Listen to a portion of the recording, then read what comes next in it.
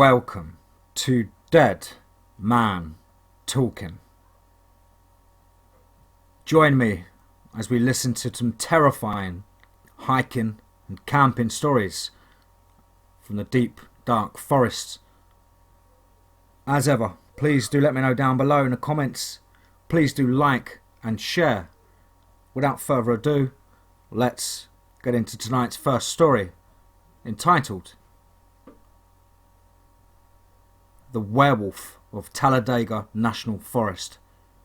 Let's get straight into that. I'm still 18 years old, so this wasn't a long time ago.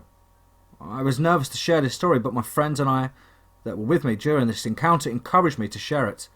So this is my encounter with the werewolf in Talladega National Forest. I live in Alabama, and it was a few weeks before my 18th birthday, and being the nature lover I am, my friends Aidan and Maggie invited me to go to the Talladega Forest for an early birthday present. And of course I said yes, with my mother's permission, of course. My friends and I are very outdoorsy people. I met them near the park we always met at for our midday adventures. We hopped into Aidan's truck and began our drive for what seemed like forever. When we got to the campgrounds, everything was normal, people chatting and laughing. We had found our campsite space away from all the other people, since Aidan, Maggie and I aren't the most sociable of people. Maggie and I made the tent up since we all had decided to sleep in the same tent, while Aidan went to look for firewood. After the day had went by, everything still seemed normal, so we put out the fire and nodded off. The following morning, we went for some fishing, but something just seemed slightly off. There was no sound of frogs or nothing. I have high paranoia. Aidan knew this, and him being a jerk decided it would be fun to screw with my paranoia. He told us he'd be back and that he'd go get some snacks. We continued fishing, catching very little, just a couple of brim and catfish. Maggie got worried because Aidan had been gone for a few hours, leaving me alone with my paranoia. Started settling far worse. Aidan had jumped out of the bushes a few feet from me, making me shriek. I called him an arse and got up to leave. Maggie caught me walking back to our campsite, asking me what's wrong. I glared at her and nodded my head to where we were fishing, and she laughed. It didn't help, but I felt that she was in on it too, so I ran back to our tent and sat in it. So much for a birthday present, right? When they got back, the sun had already been setting, and I was playing games on my phone. Aidan apologised for scaring me and tossed me a bag of chips. We cooked and ate what we caught, and nodded off after another remotely normal day. The following morning is when it gets weird. We opened our tent to the campsite, destroyed. Our packs, they had been shredded. Our cooler knocked over with what looked like claw marks. I wondered how we could have slept through all of this. Aidan had suggested maybe a black bear, but Maggie protested that if it was that hungry, it would have targeted the tent as well. We all shrugged it off and started out hiking in the woods for the day. It didn't have a trail where we were walking. Again, today, no sounds, nothing, not even birds. Maggie suddenly gasped and started walking away, quickly. Aidan looked over and tried to shield what Maggie had seen from me. I pushed him aside and froze. A freshly killed deer. It had gashes on its neck and its stomach had been torn open. Aidan pulled me away and we started heading back to camp. I had been silent the whole time, Aidan holding my wrist, knowing how I am when in shock. I finally shuddered out, "That poor deer! What the hell could do that and just leave it like that?" Maggie looked back and suggested a bear. Quickly, Aidan denied with, "Bears don't just leave their meal like that." We got back to the campsite and for the rest of the day I sat in the tent puzzled and sick. Maggie and Aidan were arguing outside for hours about what we had seen. They returned to the tent looking at me while I was still in my shocked state. Aidan suggested that we go to sleep. I didn't sleep.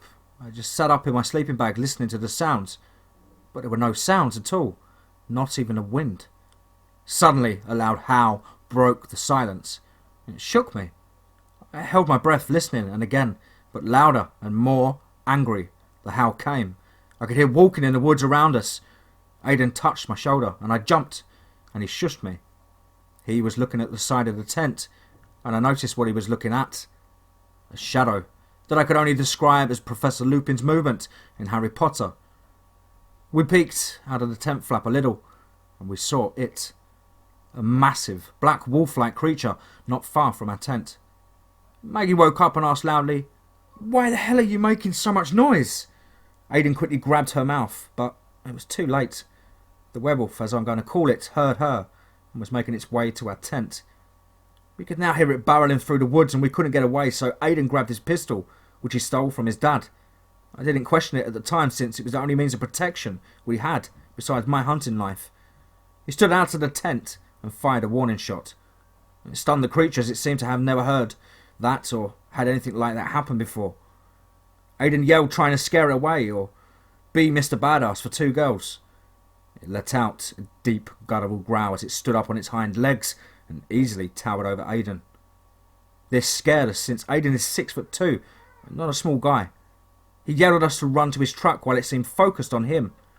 We did as he said, but I kept looking back, watching him try and scare this beautiful creature.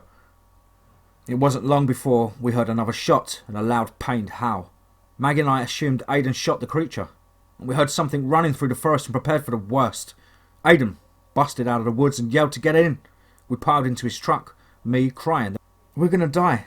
Aidan's truck wouldn't start, which worried us. Maggie screamed, and we looked to where she was looking. The werewolf's face was pressed against the side window. Its yellow eyes pierced through our souls, as it seemed, its breath fogging up the window. I yelled at Aidan that all he did was piss it off even more by shooting it. He glared at me, grumbling that now wasn't the time to be all animal lover. The werewolf banged its hands on the truck window, going around the truck, trying to find a way in. Finally, the truck started and Aidan floored it, startling the beast. Maggie still freaking out, watching behind us, yelling, "Drive faster!" that it was chasing us. Aidan sped up and I turned around to get one more look at it. I was amazed that this happened to me, but at the same time I was terrified that this had also happened to me. The drive home was long and tiring, and we didn't speak about it anymore until a few weeks ago when I suggested I tell our story. Aidan encouraged me and Maggie protested that nobody will believe us. So here it is, my encounter with the Talladega werewolf. Thank you for listening to my story. I hope nobody has to go through this, but from what I hear, many people do. This world has so many mysteries, and I hope I have more encounters like this.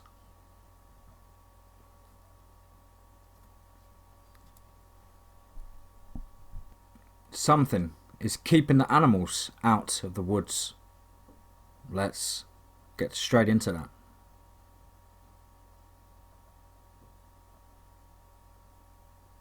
First off, let me just give you the lay of the land.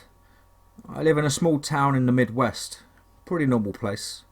My neighbourhood is about 5 miles outside of town. It's a group of about 100 homes. Nice houses, larger than most in the town, with very big lots, 1 to 2 acre lots. There is a medium-sized river that runs through our town. It is about half a mile from my neighbourhood. Between my neighbourhood and the river is pretty dense woods, and the woods continue on past our neighbourhood. We are basically just a little island of houses surrounded by woods. There is only one road that connects my neighbourhood with the main road to our town. Along this road, there are 2 entrances to a park or camping area. These entrances lead down to the river. And there is also a walking or biking trail that runs along the river. I live on the interior of our neighbourhood, so my house does not border the woods, but I can clearly see the woods from my front, back and one side window. Living out here, we do see a lot of wildlife, way more than you do in town. It's not uncommon in the winter to see deer roaming through our neighbourhood looking for food, eating off of the bushes in yards. Some people even put food out for the deer in the winter. We often hear coyotes howling, see plenty of squirrels and rabbits, and occasionally a raccoon or possum. However, in the past few weeks, all that has changed. I first noticed it around the 4th of July. I was heading to bed and looked out the front window, and a group of 4 deer were standing in the street. Like I said, this is not uncommon at all in the winter, but in the middle of summer you usually don't see the deer come out of the woods very often. What was odd is that they were just standing there in the middle of the street, all with their heads looking at the woods. All at once they bolted. Again, not too strange because deer get scared easily. I shrugged it off and went to bed. Since that day, myself, my family and my neighbours all started noticing that more and more animals are roaming around and living in our yards. It started slowly, Saw a fox a couple of days in a row. Started seeing more raccoons. Deer were becoming more and more common, even during the day. We now have a family of deer that live in our backyard. They are there almost all the time, about 5 of them. Other houses also have deer living in their yards. We have about 5 or 10 times the amount of squirrels as normal, raccoons and possums all over the place, gophers, muskrats, skunks, you name it, they are in my neighbourhood. We even have coyotes and fox, usually casually roaming around with all the other animals. This, as you know, is not normal behaviour. Up until this month, I have seen 1 coyote and a couple of fox in 5 years that I've lived out here, but now they're a daily occurrence. I am seeing beavers and otters. I don't think I've ever seen either this far from the river. I have even seen a bobcat or 2, just hanging out in the tree. I didn't even know we had bobcats, but my neighbours informed me that they do live in this area. Way more snakes, frogs and turtles than I've ever seen. And oddly enough, the amount of birds haven't increased as much as the amount of animals, but there are more insects and spiders than normal. It's not just a couple of animals here or there, they are literally all over the place. It's like all the animals in the woods around us have retreated from the woods and are now taking shelter in the neighbourhood.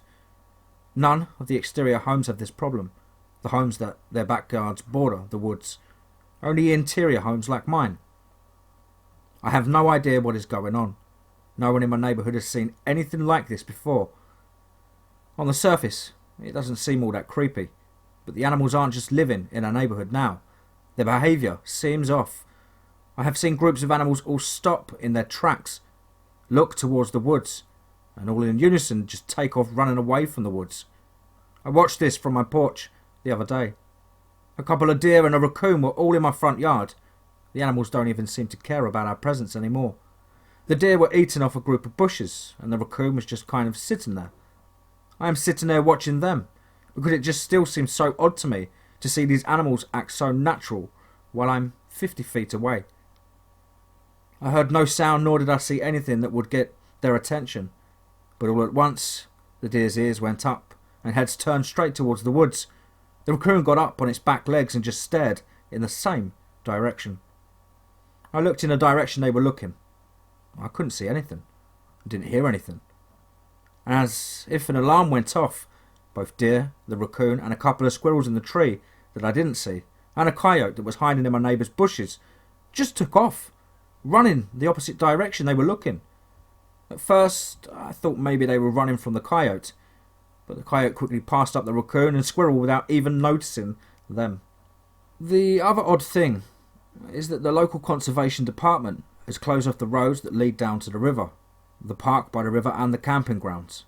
They even closed off a service road that we used to get down to the biking trail by the river.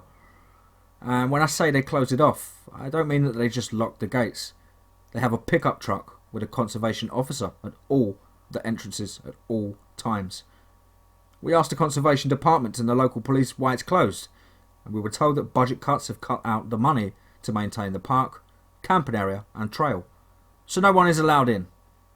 When we asked why there is enough on the budget to keep conservation officers at the entrance at all times, 24/7, we were basically ignored. Me and my friend snuck down to the trail yesterday, just by going through the woods behind his house.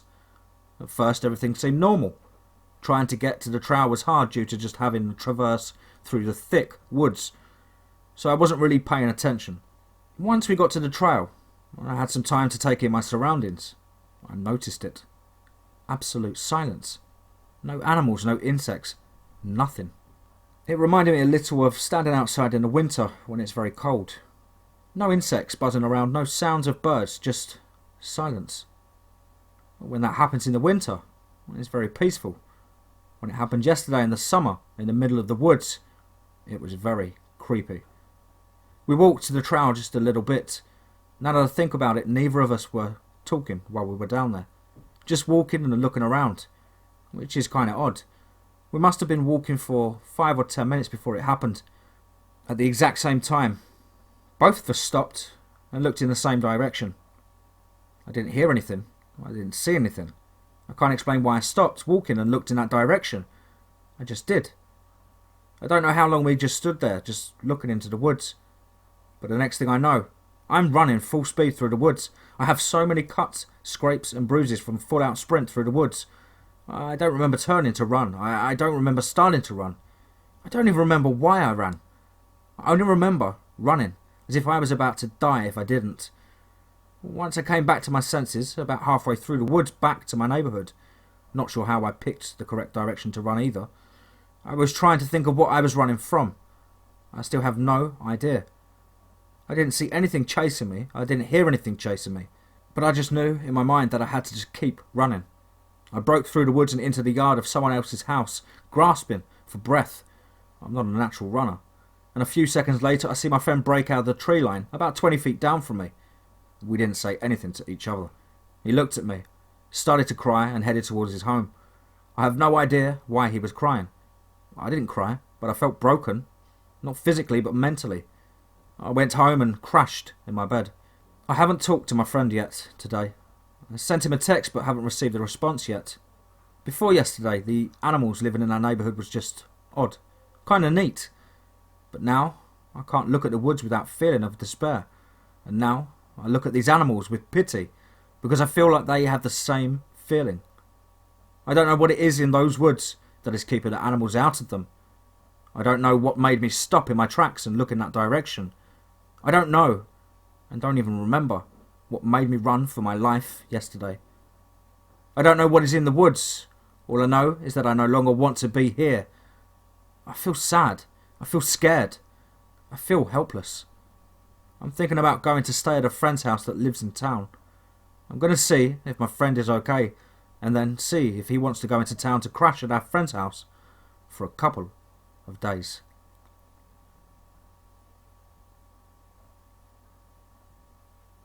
Something is keeping the animals out of the woods. Part 2. After I shared my story on here, I hopped in the shower and tried to really think about what happened in the woods the day before. I've gone over it again and again, and I still haven't uncovered any additional information about before I became aware of running through the woods. However, I can't get the image of my friend, his name is Kev by the way, and I'm Jay, breaking through the tree line out of my mind. The way he looked at me and broke down is something I don't think I will ever forget. After getting ready for the day, I called up my friend Luke that lives in town to see if I could come crash at his house for the day. I was still feeling uncomfortable being close to the woods, and every time I glanced out the window, I would feel cold and vulnerable, almost exposed. I called up Luke and was greeted with anger. This is the conversation as best I could remember. Luke answered the phone and immediately hit me with, "What the fuck, Jay? What's your problem?" Hey Luke, not sure what you mean," I replied. Luke continued in a pissed off voice. "Dude, Kev is over here and told me what you did yesterday. That's fucked up." "Luke, I didn't do anything," I quickly responded. "I don't know what happened. We went into the woods and something happened. Is Kev over there?" "Yeah, he came over this morning all freaked out. He said he hardly slept all night. He's passed out on my couch right now. I had to go pick his ass up because he was too scared to drive here himself." Luke's voice was starting to calm down a little bit. "What did he say I did to him?" I asked Luke. "I'm just as freaked out as him. That is why I was calling you, to ask if I can crash at your house today." Luke responded sounding very confused. "I don't know. He wasn't making much sense. Something about you two going in the woods, hearing whispers, and then you acting like a freak and chasing him through the woods." I was totally caught off guard with this and blurted out, "What?" "Yeah, we went into the woods, but I didn't hear any whispers or anything." "I mean, really?" "I didn't hear anything. The woods were creepy quiet, and I didn't chase him through the woods. I ran. Not sure why yet, but ran like something was chasing me. Dude, tell Kev I didn't chase him, or I don't remember chasing him. At least, I wasn't chasing him at the end." "You are making about as much sense as Kev. Just come over. I'll get Kev up and you two can figure it out." Luke sounded frustrated and confused. I don't blame him. I'm sure we sounded like a bunch of lunatics. After that call, I was more confused and scared than before. Kind of explains the look Kev gave me after we got out of the woods. The look he gave me was more than just the mental exhaustion of the event. It was the disgust, or more the disappointment and fear. I felt sick that I was the cause of that look.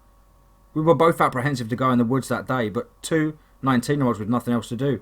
Curiosity won over fear, and we went in. It had never crossed my mind to try and scare Kev while we were in the woods. I'd be pissed as well if he had tried something like that on me. I wanted to talk to Kev as soon as I could, so I got in my pickup truck and headed out. It wasn't until I got to the exit or entrance of my neighbourhood that I had any hesitation at all. Sitting there, about to turn onto the road that leads into town and thinking about making that 2.5-mile trip on that road surrounded by the woods until I reached the main road into town, was not sitting well with me. It was broad daylight out, sun was shining, people were outside jogging, and yet I just did not want to drive down that road with the woods on both sides of me. After sitting there in the intersection for a solid 3 minutes, I see a car pulling up behind me, probably someone else heading into town. I don't know if it was that I felt like I had to start going because I was blocking the road, or that having another car travelling with me made me a little more comfortable. Either way, I pulled onto the road to get to town.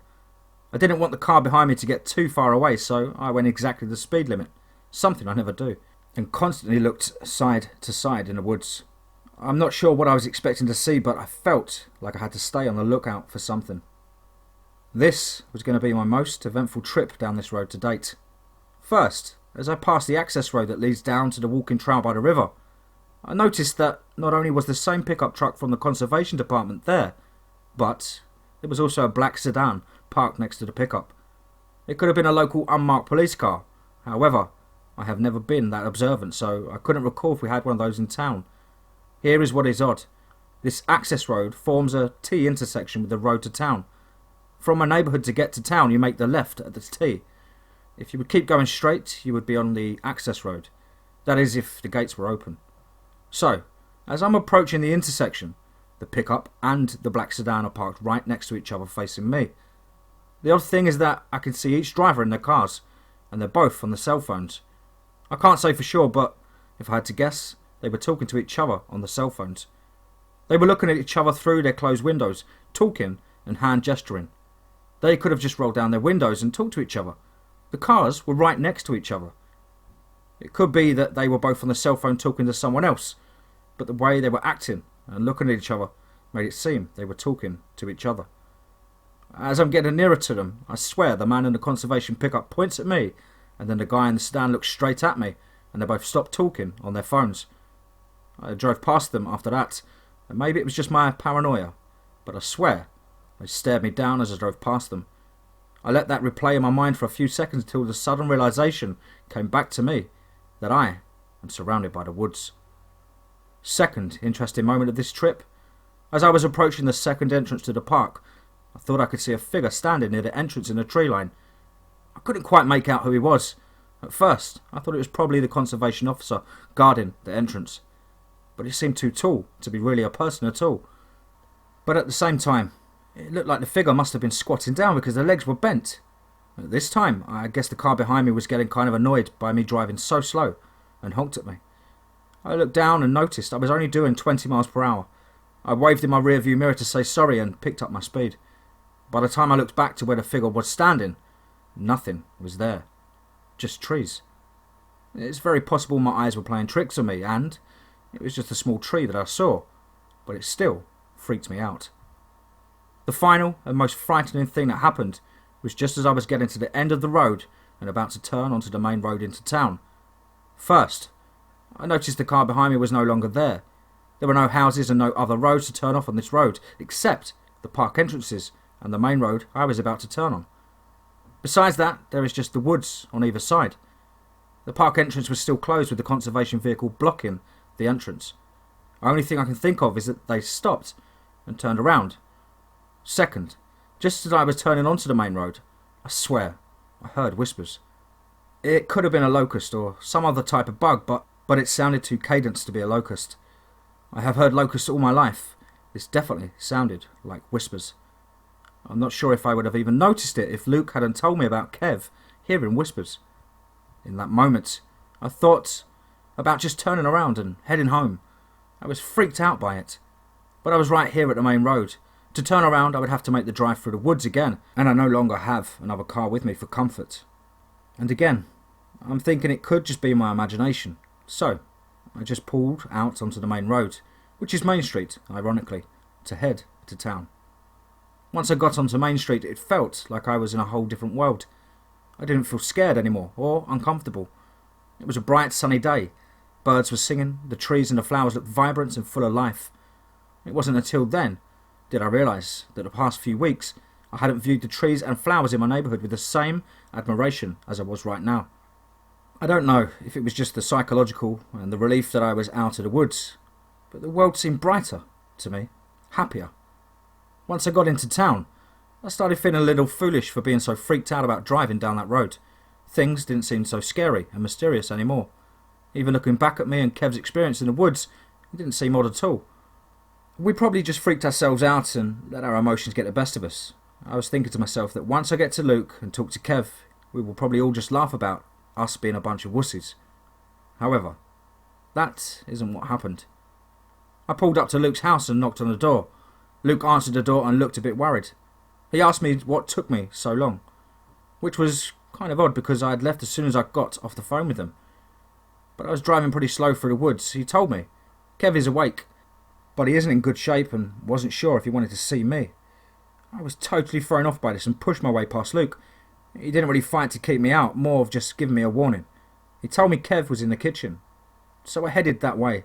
As soon as Kev saw me, his face just went blank and he looked down at the table. He looked like a scared child.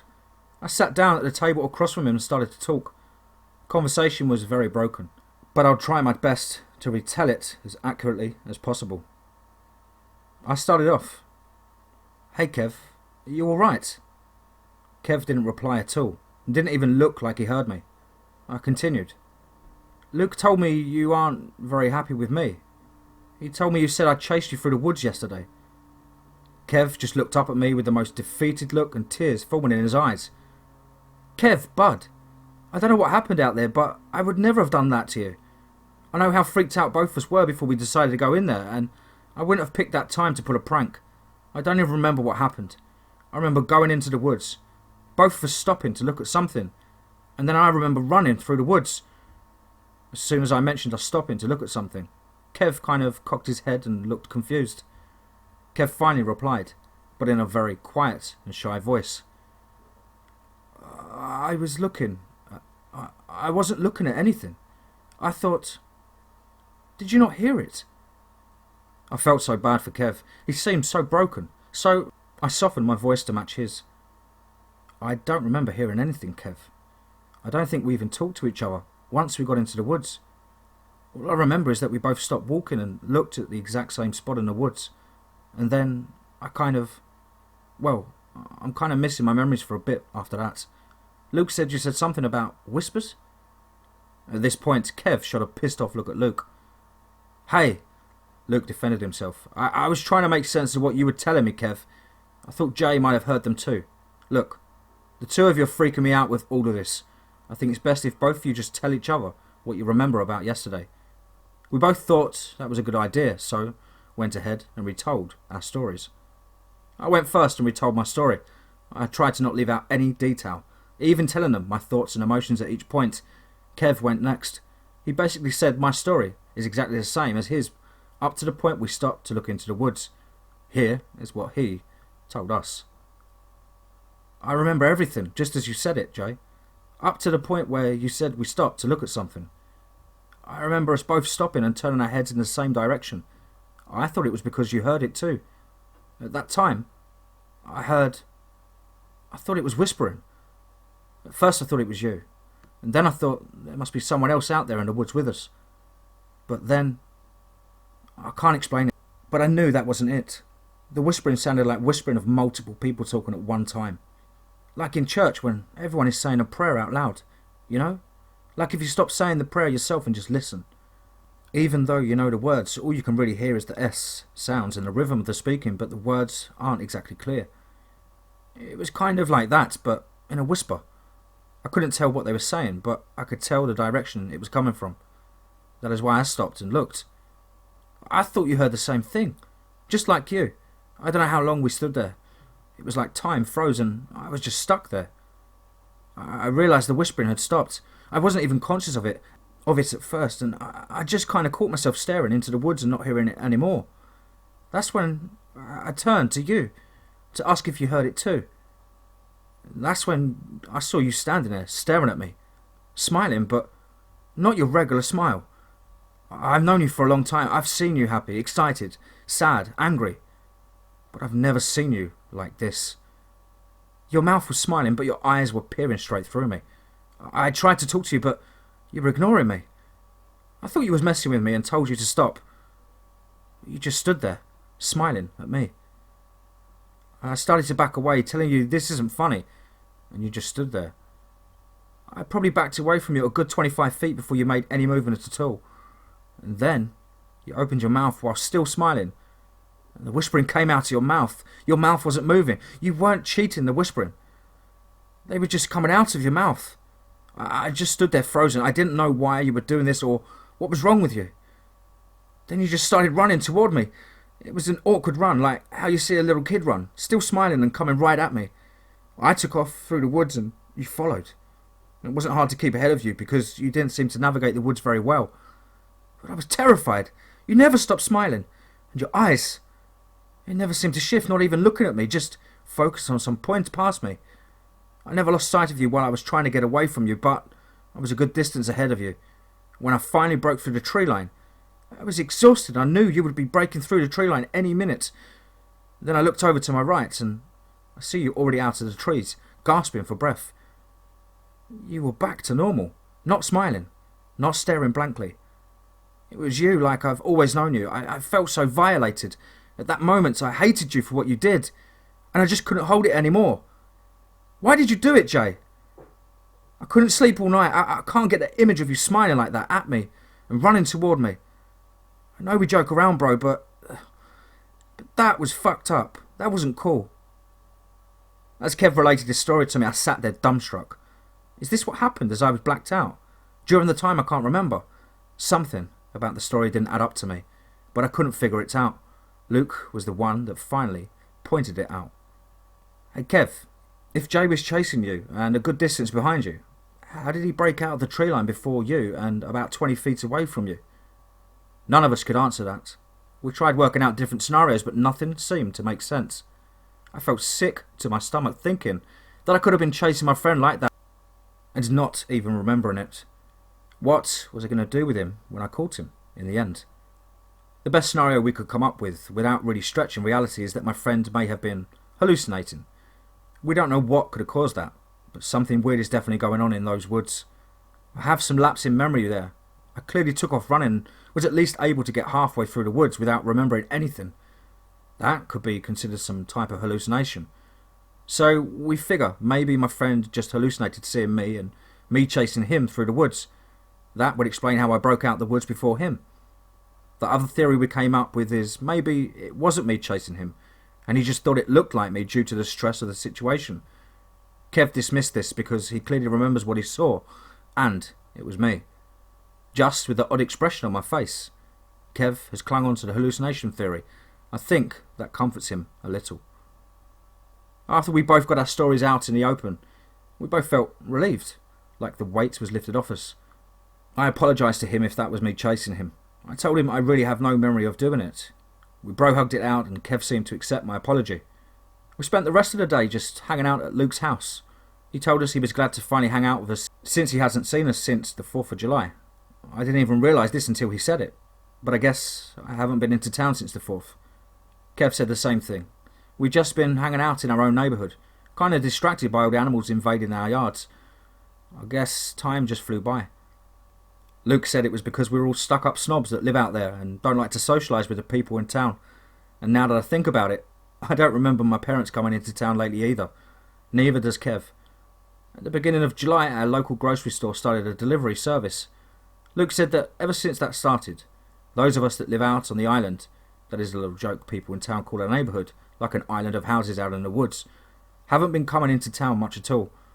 He said people in town are talking, saying that the grocery delivery service was the last piece of the puzzle for us to avoid coming into town. I never felt like that. In fact, I love coming to town.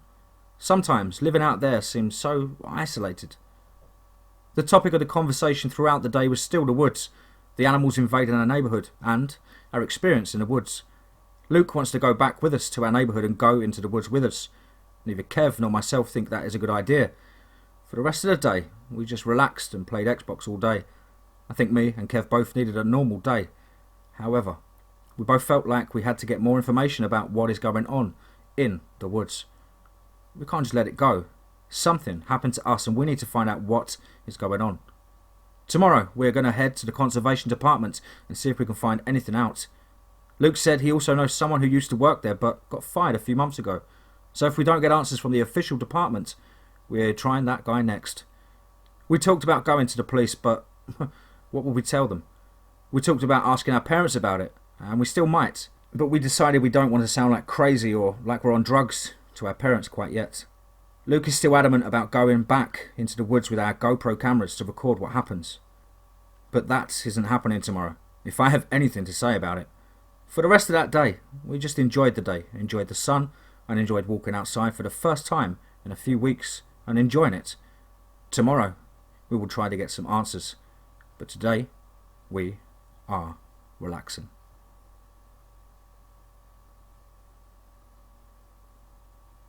Something is keeping the animals out of the woods. Part 3. Let's get straight into that. The next day I stayed the night at Luke's house. We all got up and started talking about what we should do. I wanted to go to the conservation department, but Luke thought we should contact his friend, Terry, that used to work at the conservation first. We decided that would probably be better since the official word from the conservation department as printed in the papers was budget issues. We figured they wouldn't tell us anything different. It was late morning by the time we got up. Luke texted Terry and found out he was over at the bar at the local pizza joint. Since we were all hungry anyway, this sounded like a good plan. We decided beforehand that we weren't going to tell Terry about me and Kev's experience in the woods, but just say that we want to know if he had heard anything weird from any of his old work buddies, because the animals are acting odd out by our neighbourhood. Something I should mention about Terry. He is a very paranoid person, the kind that is into all kinds of conspiracy theories, so we figured we didn't have to tell him too much to get him talking about anything he has heard or what he thinks is going on. On top of that, he's a bit of a drug user, so he always seems kind of out there. I have only met him a handful of times while I've been with Luke, but I have never been friends with him. We got to the pizza place and got a table and ordered a pizza. Terry must have been in the bathroom because we didn't see him at first. We sat waiting for our pizza when Luke finally notices Terry sitting up at the bar. Luke went over and invited him to come sit down with us for some pizza.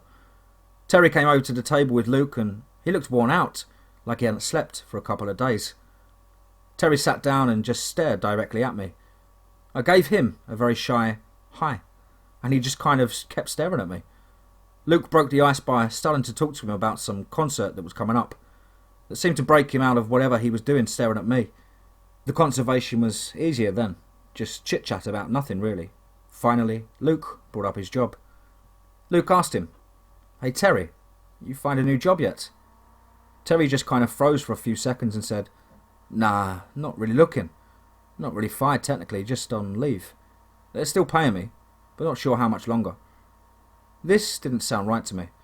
If a place is having budget issues, why would they put someone on paid leave? Before really thinking about that, it would sound odd, I asked him. Aren't they having budget issues? Why would they keep paying you and not to work if they're having budget issues? This snapped something in Terry. Who the fuck are you anyway, and how do you know where I work? Luke jumped in quickly. Dude, this is Jay. You know him. He came with us to the races a few months ago, and you've seen him with me probably a dozen times. Terry went back to staring at me and then just shook his head.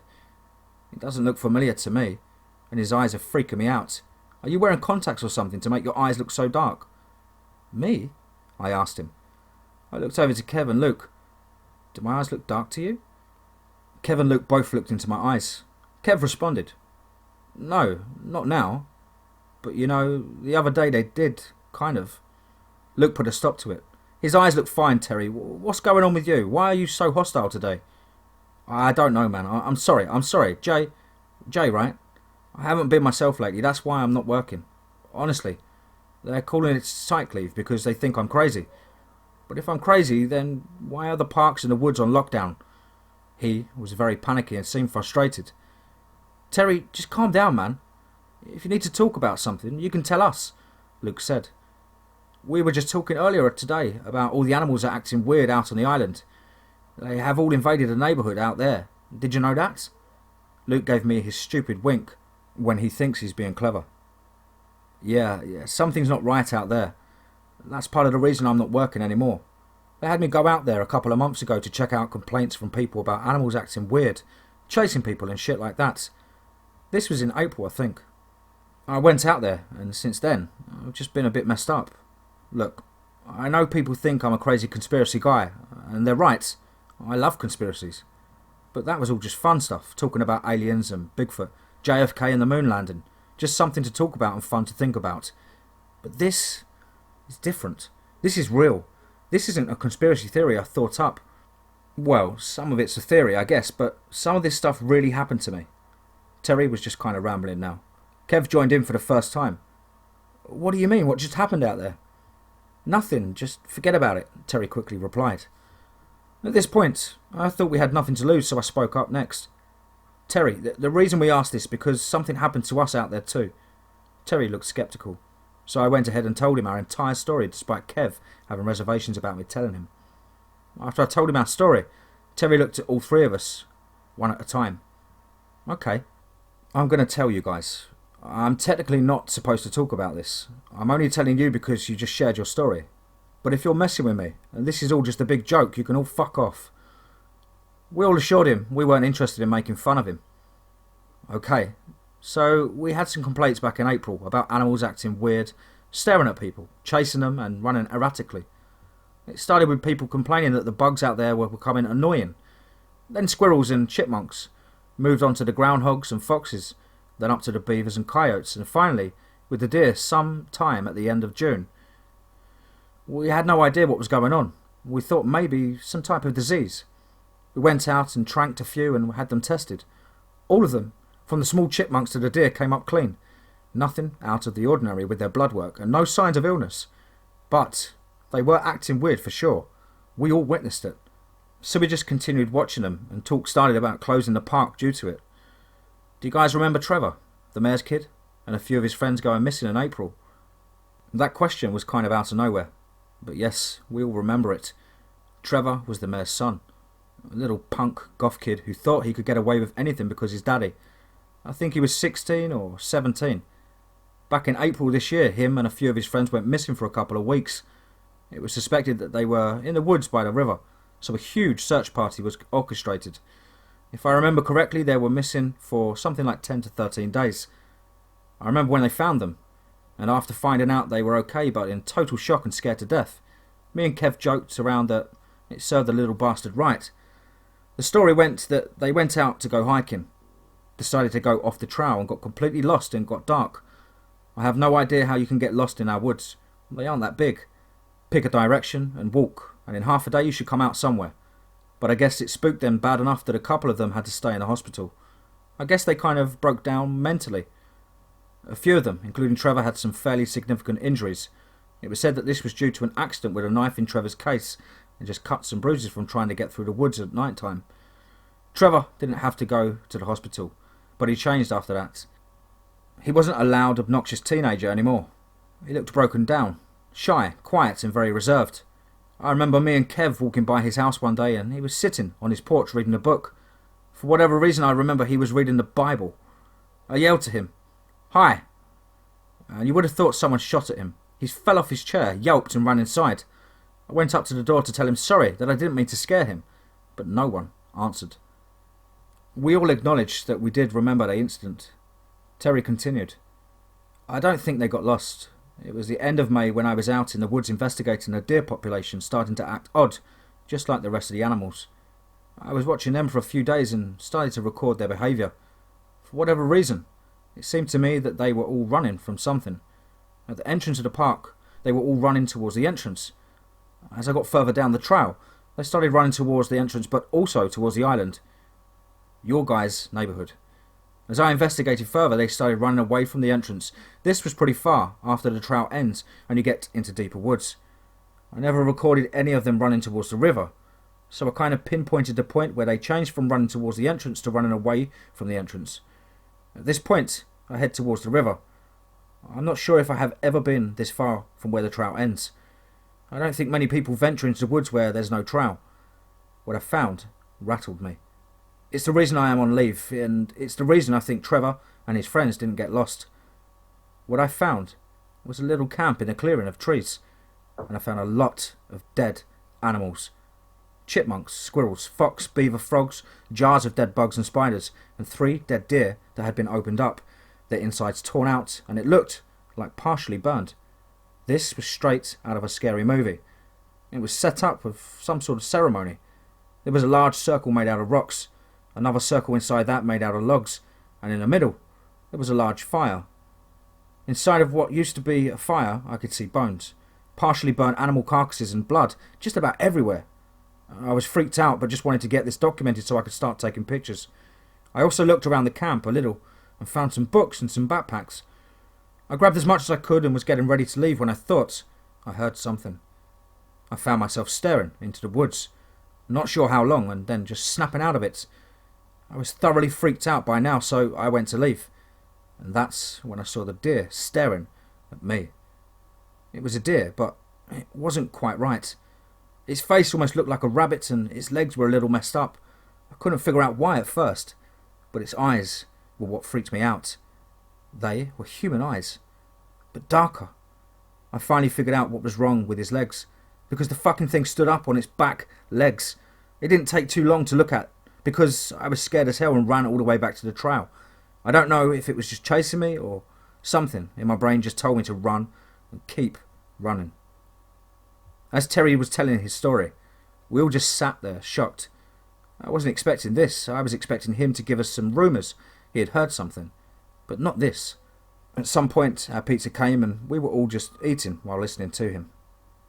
"So, what's with the packs you grabbed?" Luke asked. Terry was fully engaged in his story and seemed happy someone was listening to him. So I ran all the way back to my truck before looking into the backpacks and at the books I grabbed. There were 6 books in all. A Bible, a book about witchcraft, an old book about angels and demons, some type of survival handbook, a book in a different language, not sure which language it was. The 6th book was actually a journal. I only flipped through the books, but I read some of the journal before heading back. And guess whose journal it was? It was Trevor's journal. That kid is messed up. Him and his friends thought they were warlocks or witches or something, but after reading his journal, seeing that camp and seeing that messed up deer creature thing, I think they messed up with some shit they weren't supposed to. From browsing the journal, it sounded like him and his friends went out there to try and practice their witchcraft, and I think something went wrong. The journal starts out with him writing really excited about going to their camp. Sounds like they had been going out there for weeks, ever since it got warm enough outside. The journal said that they were doing chanting shit and rituals at first. In the journal it said it made them feel powerful. Eventually, the journal starts talking about a book one of them got while on vacation in England. Apparently it was Latin. That was a book I didn't know the language of, I guess. In the journal it says that most of them knew Latin from going to Catholic school. I didn't know they taught that in school. I guess the book was basically the same type of book they had about witchcraft, with a few differences. However, having the book in Latin gave them the idea to do their chanting and rituals in Latin as well. And from the journal, I guess that made a difference. After this part in the journal, it becomes more like quick notes instead of a journal entry, so it was hard to follow. But from what I remember, they started doing sacrifices. They started referencing a hymn in the journal where, in all other parts of the journal, they referenced everyone by name. Unless it was Trevor talking about himself, then he would say, me.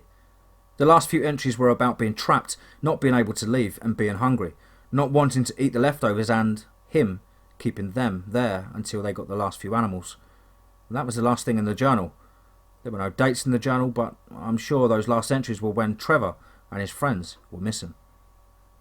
Once I got back to the department, I just completely unloaded all of this to my manager. Looking back, I could see how I seemed crazy. I mean, I was freaked out to hell. I was freaked out to all hell. But the odd thing was that my manager didn't seem too alarmed by what I told him. All he did was pick up the phone and called someone. He got off the phone and told me to wait in his office. A little later he came back with the mayor and some guy I have never seen before. They came in, asked me to tell them what happened, and they took my camera, the backpacks and the books and left.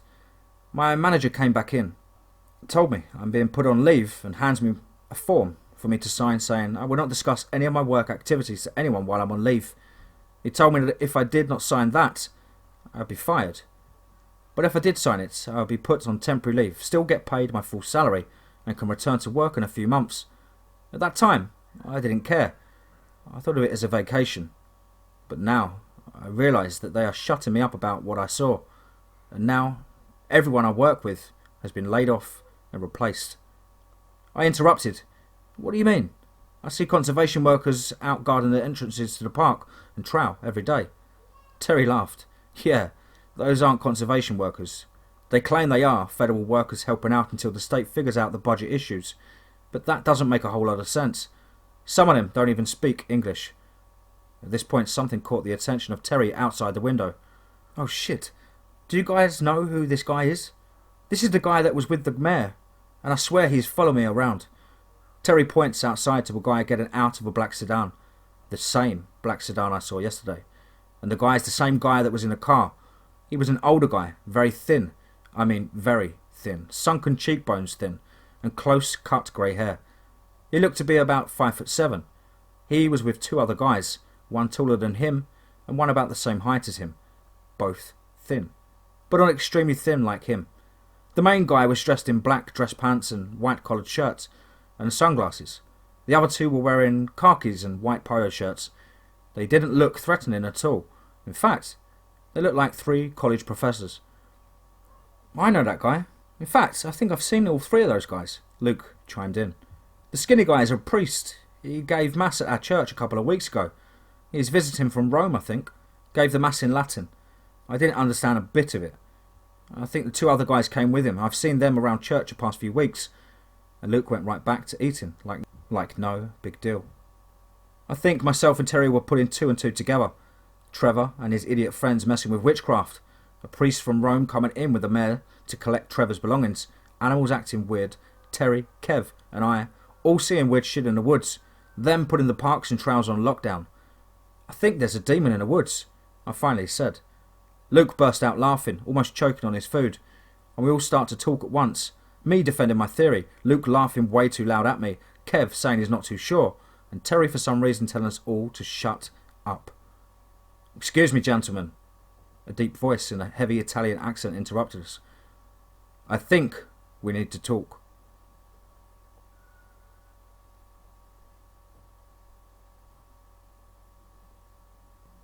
Something is keeping the animals out of the woods. Part 4. I looked up and saw the thin priest smiling down at us. The only thing I could think of was that his deep voice did not match his stature. We all looked at him, not sure of what to say or do. The priest's two companions were still outside. They never came into the restaurant.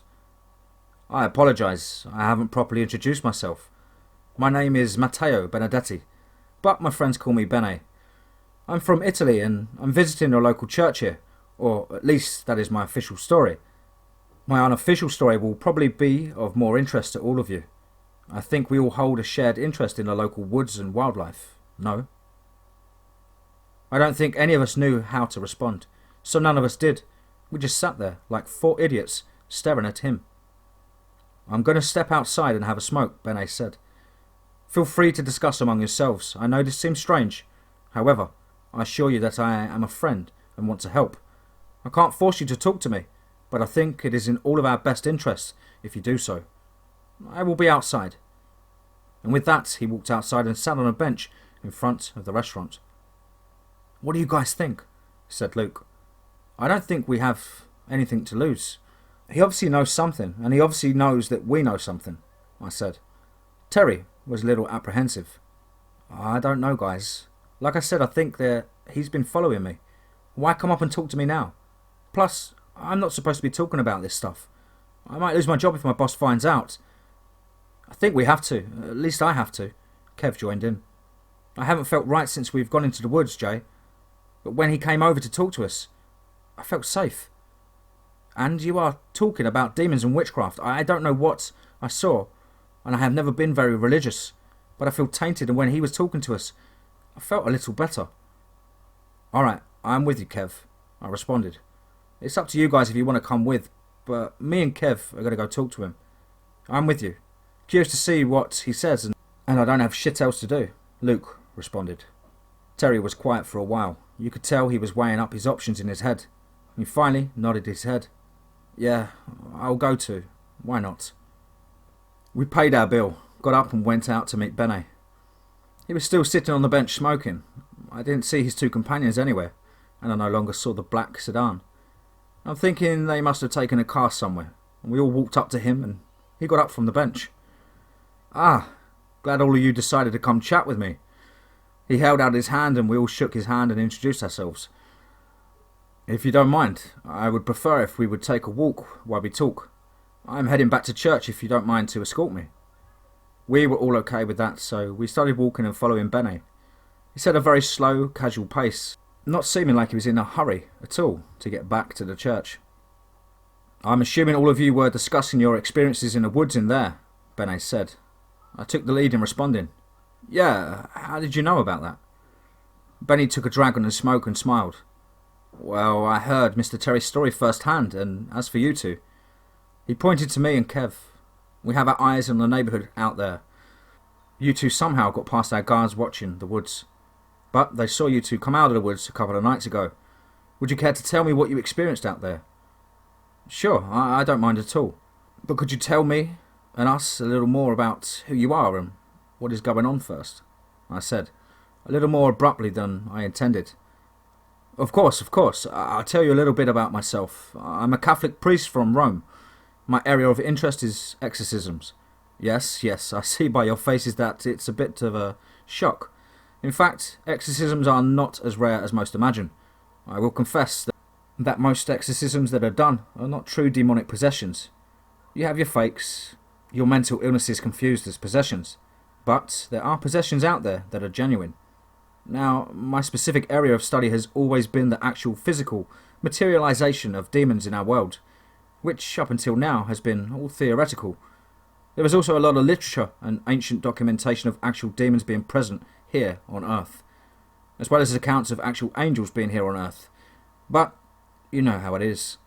We are skeptical by nature and wonder if these are just stories by more primitive people that didn't have a full understanding of the world. This is not what I believe. I believe our ancient ancestors were better connected to the spiritual world, and we dismiss them for believing in fairy tales. This is why I have dedicated my study to the topic. I believe that there is a time when demons walked the earth. Go ahead, have a little laugh at me. I sometimes laugh at myself too. Now, demonic possession is different. Those of us in the faith know that demonic possession is a real thing. We have many well-documented cases to prove this. It isn't something that we like to share with the public for obvious reasons, but there are many true exorcisms taking place all over the world fairly regularly. My two companions that you may have seen, they are both exorcists, and even they think my line of study is a little hard to believe. Okay, that's a lot to take in. So, you're telling me that there are truly demons in this world? Luke asked, a little sceptical. Well, maybe. We aren't quite sure yet. Demonic possession? Yes, that is a certainty. Actual demons crossing over into the world? That hasn't been proven. If we believe ancient texts, then yes, demons and angels existed on Earth, and it wasn't very uncommon. However, it has been over 2,000 years that we have had an account of a true demon or angel that has walked the earth. Benny stopped walking and looked over at all of us. However, if we are to believe your stories are true, that may have changed. So, how about we hear about what you two saw that day in the woods? Kev and I told our story for the third time in 2 days. Benny listened patiently and took out a little notebook as we talked and would take notes from time to time. We ended our story and Benny continued to look at us like he was expecting us to continue. He very politely asked us what happened the next day, so we continued on, and told very briefly that we went to Luke's house and discussed what happened. Did either of you find it hard to leave your neighbourhood? Benny asked. Yes, Kev immediately replied. I wanted to get out of there badly, but I also kind of felt like I should stay. I had to have Luke come pick me up, and even then, as we were leaving, I felt like maybe I should go back home. You never told me that, I responded.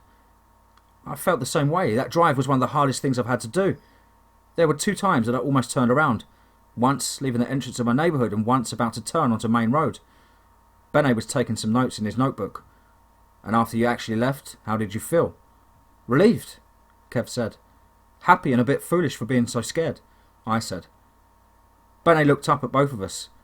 Demons by nature are possessive. With demonic possessions, as most people will know them, the demon possesses a person's mind.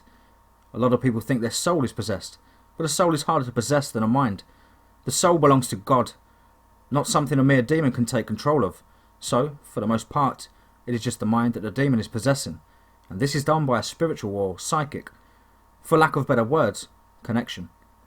There is nothing physical about it. The demon is still in their realm, and the person is still in the earthly realm. Of course, a lot of this is theoretical. It's hard to test these things when they don't obey our known laws of physics. Bene put his notebook away and continued walking. Now, with a normal demonic possession, the demon focuses on one person, one mind, and even doing that is strenuous on the demon due to them being in two different realms. This is why it's fairly easy for us to exorcise the demon and break that connection. This is also why the possessed seem so troubled. It's hard on the demon, and it's hard on a person. This is why the possessed act erratic, speak foreign languages that only the demon knows, hurt themselves, and act violently.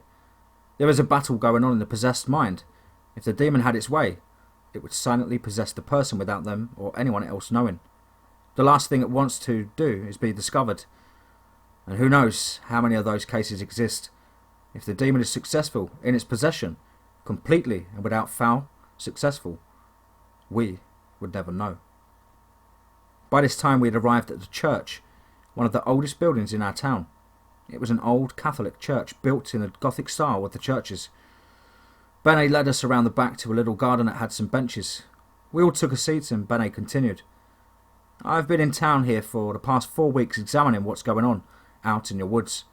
I am a good friend with the bishop of this diocese, and he gave me a call about the pastor of this church, called him and told him about the young Trevor and his friends. He thought it would be of interest to me, and honestly, he didn't know what else to do. After looking at all the evidence and hearing the accounts from the three of you, it is my belief that we actually may have an instance here where a demon has physically crossed over into our realm. If that is true, it is very worrisome. Now, from my studies and the text I've been able to examine, demons who physically cross over to our world behave a little differently than those that are attempting to possess a mind between the two realms. They no longer focus on possessing an individual person. From what I have read, it may even be harder for them to do so once they're in the earthly realm. They change the possessing and geographical area and everything inside that area. Their aim is to make it theirs, to make it their domain and to be the master of everything inside of it. It is more subtle, less intrusive, at least at first, but more broad. It is no longer a matter of possessing someone's mind. It is more of silently placing suggestions in their mind, making them want to be part of their domain. At first, people don't even know why, like the two of you. He motioned towards me and Kev. You felt hesitant to leave your neighbourhood the other day. It probably would have been almost easier for you to do so. And, if you did, would you have really thought about it being so odd?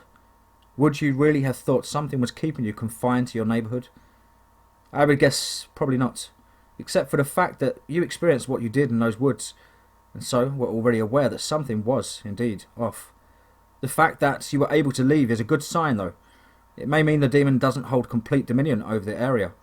It also helps us draw a rough boundary of the demon's current influence. Now, according to all that I have learned in my studies, demons who physically cross over fight to gain a form that is dominant in the area.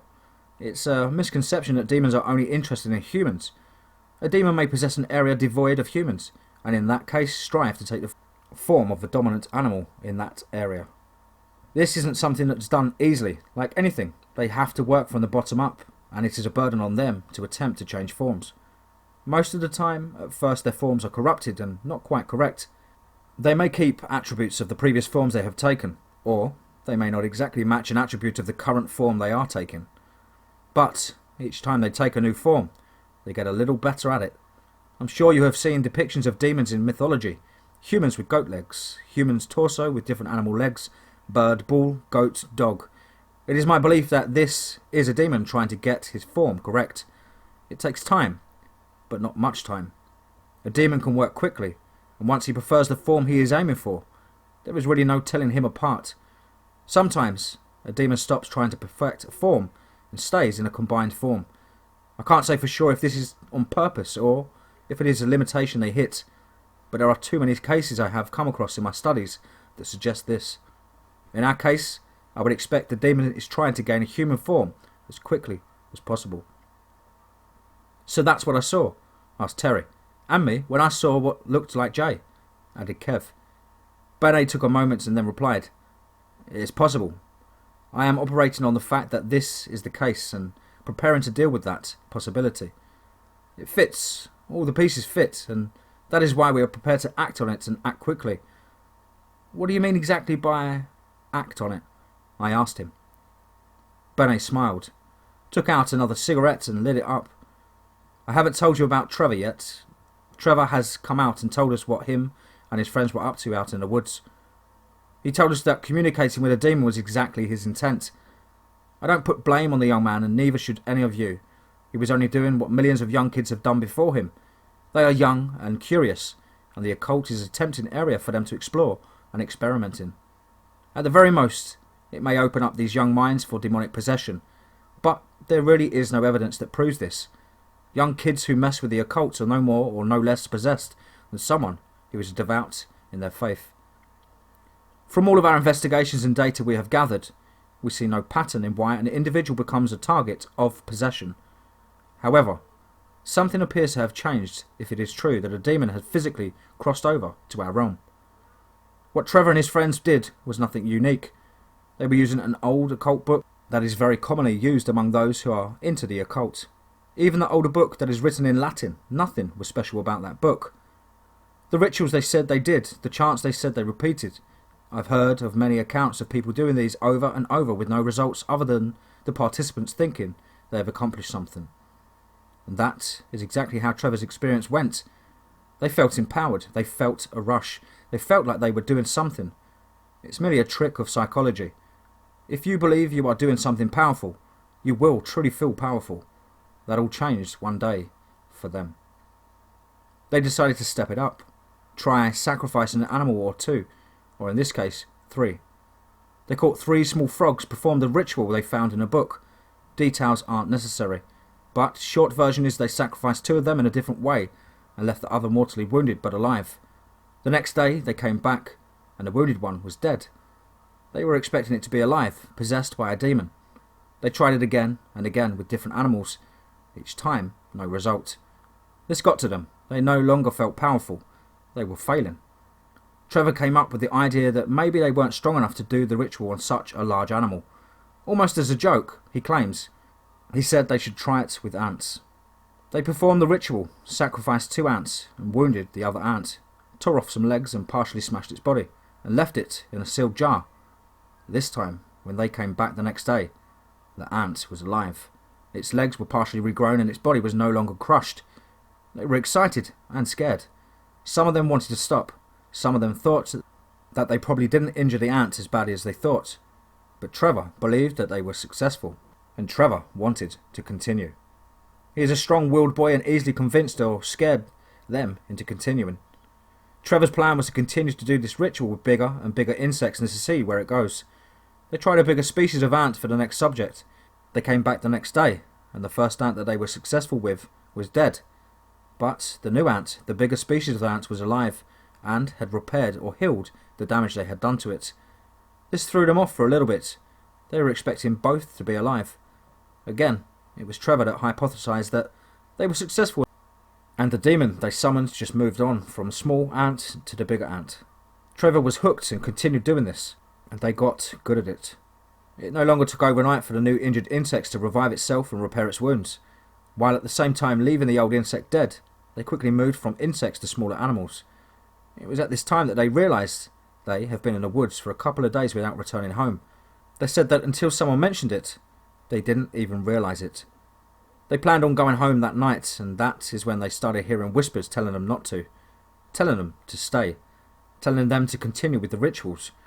Trevor and his friend claimed that before they knew it, they were continuing the rituals. At this point they didn't even want to anymore, but they had lost control. The demon, which is what I'm going to call it at this point, had to use a lot of energy on switching forms. The larger the animal, the harder it was to switch. The forms started becoming deformed, combined, and sometimes it failed. Here is where the demon changed tactics. I think it knew it couldn't keep Trevor and his friends under control while trying to change forms into these more complex animals. It needed all of its energy and focus on transformation. So, it influenced Trevor and his friends to go out and start collecting as many animals as possible. In return, the demon promised to let them go back home. On one more condition, and that was for them to leave him a small jar of their blood. So they did as they was instructed. The demon helped them by putting certain animals into trances, using either sound or scent, to make it easy for them to capture the animals. Trevor has been helping us catalogue which animals were captured and in what order. That will be important for us when we act. After they were finished collecting the animals and Trevor took the responsibility of cutting himself to fill the jar, the demon attempted to attack them. Now, one thing I didn't mention, once a demon perfects a form of another creature, he has dominion over that creature, and not just one creature, all of them in whatever geographical area that the demon controls. He used this to attract Trevor and his friends. He also used psychological tricks and attempted to turn them on each other. Fortunately for Trevor and his friends, the demon only had dominion over small animals and insects at the time. Trevor recalls the demon had perfected the form of a fox, but was currently in the combination and deformed state of a fox and a coyote. The demon failed to kill them, or to really even harm them. The psychological effects were the worst and caused a few of them to become mentally broken. Bene paused a moment.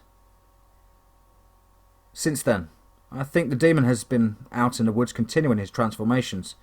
Terry, when you saw him a few months ago, it sounds like he was up to attempting to transform into a deer, but was still holding attributes of others.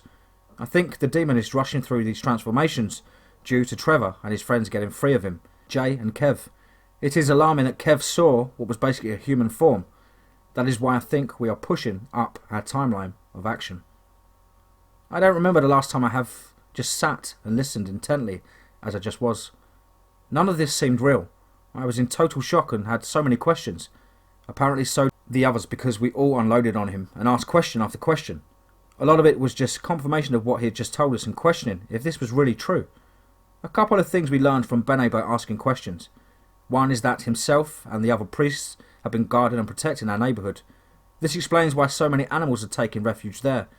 We also learned that from his research, demons can use our scents, sounds, and visual hallucinations to lure people and animals into his domain, or to try and keep them there. I also learned that the car that was following me when I was heading to Luke's house ended up turning around and going back home.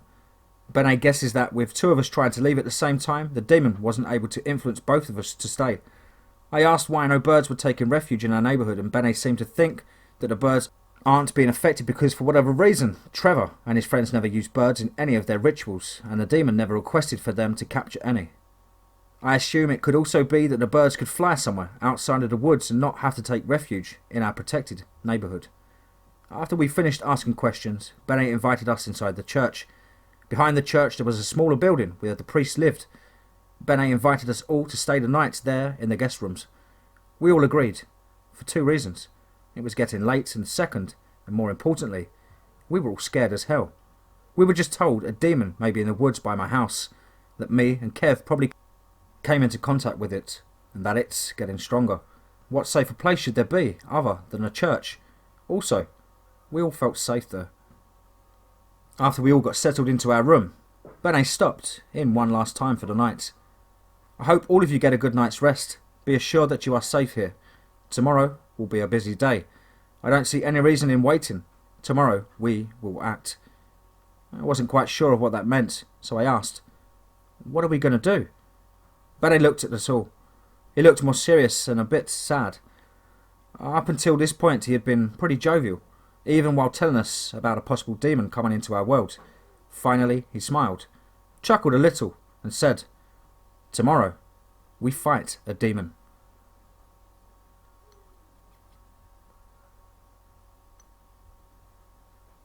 Something is keeping the animals out of the woods. Part 5. Let's get straight into that.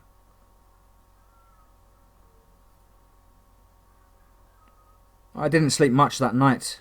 I tossed and turned and finally fell asleep in the early hours of the morning. Before I went to sleep, I called my parents to let them know I was staying in town again, and I wanted to make sure they were okay.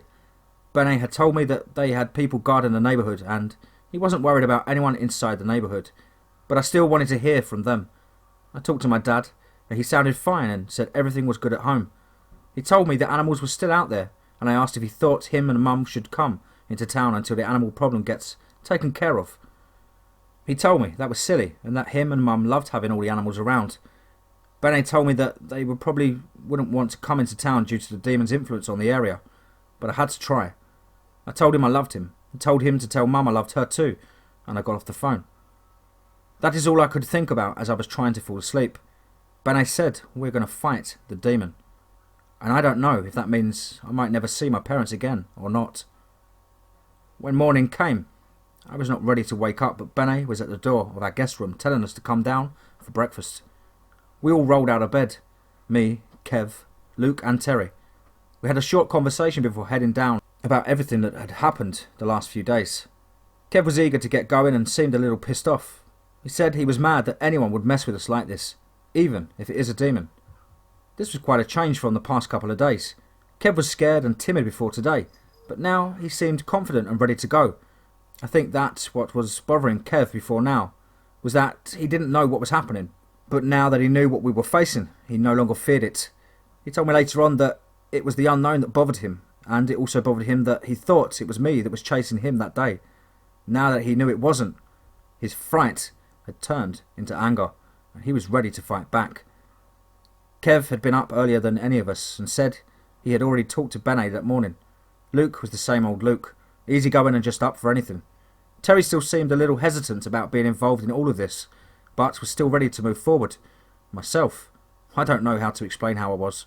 On the outside, I was trying to show confidence and determination to see this through, but on the inside, I had butterflies, and I just wanted to go home. I went down to breakfast when Benny was already sitting at the table with the two guys we had seen him get out of the car with yesterday.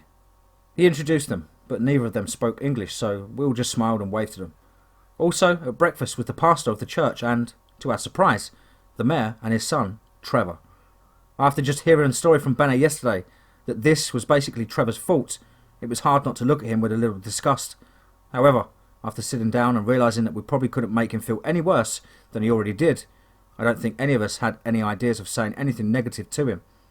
He sat close to his dad, almost resting his head on his shoulder. He sat quietly with his head down. His hands were folded on the table, constantly fidgeting with them. I decided to try and break the ice and said hi to him. He just looked up a little and halfway raised one hand off the table, returning my greeting. His dad instinctively put his arm around his son and embraced him, looked over to me and smiled at me. I took it as a thank you, and we started our meal. It was a simple meal of fruit, donuts, toast and coffee. Benny briefed us all on what was going to happen today. After breakfast, we're all going to go into the church for a special mass that I'll be delivering. There are others already gathering inside. After that, we're heading out to the park in the woods. We have been using the park out there as a sort of operating base. This is why it has been closed for a while. Once we get out there, we will have another short ceremony out there with the others that are out there. Then, we will head out into the woods to find the demon. It is important for all of you to be there with us. I can't force you, but I will strongly encourage all of you to come with us. I understand how this is troublesome, the event that I am asking you to participate in, but I do so for good reason. All of you, or most of you, I guess, have had some sort of interaction with the demon. Demons rely on fear, intimidation and hopelessness. They use these things to bolster their power. And all of you who have had interactions with the demon, and then to still confront him, is a slap in the face of his power and shows him that you do not fear him. Do not get me wrong, this will anger the demon even more, but we need the demon to be enraged. If we can enrage the demon, we can split his focus into multiple directions and it will be easier for us to conquer him.